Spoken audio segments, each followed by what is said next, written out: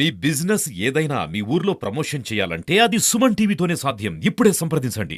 Doctor BR Ambedkar గారి 133వ జయంతి కార్యక్రమాలు భారతదేశంలోనే కాదు ప్రపంచంలో నలుమూలలో కూడా జరుపుకుంటున్నారు. బిఆర్ అంబేద్కర్ గారు చేసిన సేవలనే భారతదేశానికి ప్రతి ఒక్కరూ గుర్తు చేసుకుంటున్నారు. రాజ్యాంగం అంటేనే నేర్పించిన వారు బిఆర్ అంబేద్కర్ గారు. వారి అడుగుజాడలో నడవాలి, వారి ఆశయాలన్నీ కూడా మనం నెరవేర్చాలనే ఉద్దేశంతోనే భారతదేశంలో ఉన్న ప్రతి ఒక్కరు కూడా ముందుకెళ్ళటం అనేది మనం చూస్తున్నాం. మాగుంట కుటుంబం ఎప్పుడు కూడా వారి సేవలోనే ఉన్నాం అనేది కూడా మరొకసారి మీకు తెలుపుకుంటూ సెలవు తీసుకుంటాం. ప్రపంచ మేధావి, భారత రాజ్యాంగ నిర్మాత బాబాసాహెబ్ అంబేద్కర్ గారి 133వ జయంతి సందర్భంగా ఈ రాష్ట్ర దేశ ప్రజలందరికీ అంబేద్కర్ గారి జయంతి శుభాకాంక్షలు తెలియజేస్తా ఉన్నాం. ఈ దేశంలో దళితులు, అణగారిన వర్గాల ప్రజలు స్వేచ్ఛగా బ్రతుకుతున్నారు, జీవిస్తున్నారంటే దానికి కారణం భారత రాజ్యాంగం.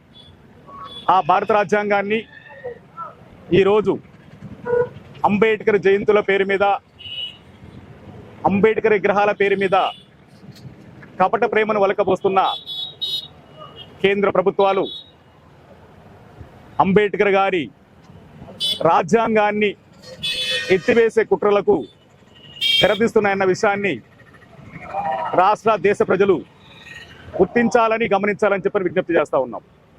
ఈరోజు బాబాసాహెబ్ అంబేద్కర్ ఏ మనువాదాన్ని తగలబెట్టి ఈ దేశంలో ఉండబడిన అణగారిన వర్గాలకు అండగా నిలబడ్డాడో అదే మనువాదం ఈ దేశాన్ని ఏలుతూ అంబేద్కర్ గారి రాజ్యాంగాన్ని అధికారంలోకి వస్తే మార్చేస్తామనే పేరు మీద తనలో ఉండబడినటువంటి మనువాద తత్వాన్ని ప్రకటిస్తున్న సందర్భం కనబడతా ఉంది.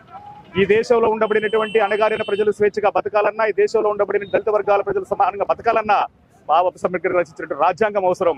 ఆ రాజ్యాంగాన్ని కాపాడుకోవడమే ఈ రోజు దేశంలో ఉండబడినటువంటి దళితుల ప్రధాన లక్ష్యంగా పెట్టుకోవాలని చెప్పని కోరుకుంటూ, ఏ మనువాదాన్ని బాబాసాహెబ్ అంబేద్కర్ వ్యతిరేకించాడో ఆ మనువాదాన్ని పల్లెలకు రాకుండా తరిమి కొట్టి బాబాసాహెబ్ అంబేద్కర్ గారికి నిజమైన నివాళులర్పించాలని ఈ జయంతి సందర్భంగా నేను పిలుపునిస్తా ఉన్నాను.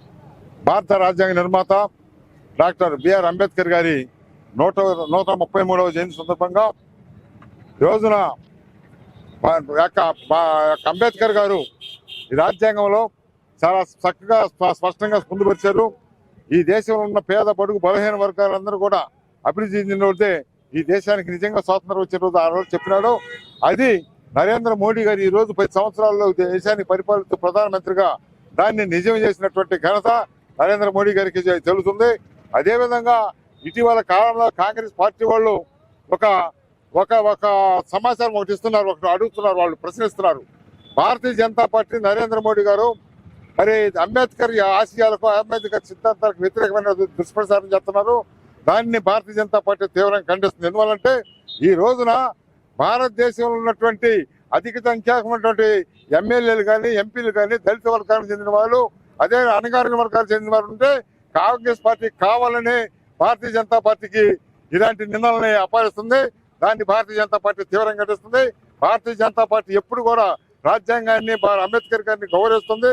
మరి ఈ రోజున ఈ రాజ్యాంగం మాకు భారతీయ జనతా పార్టీకి, దేశ ప్రజలకు కూడా ఒక రామాయణంతో, ఒక మహాభారతంతో, మరి అదేవిధంగా ఒక బైబిల్, ఒక ఖురాన్ తోటి సమానం అని చెప్పి సందర్భంగా భారతీయ జనతా పార్టీ తెలియజేస్తుంది.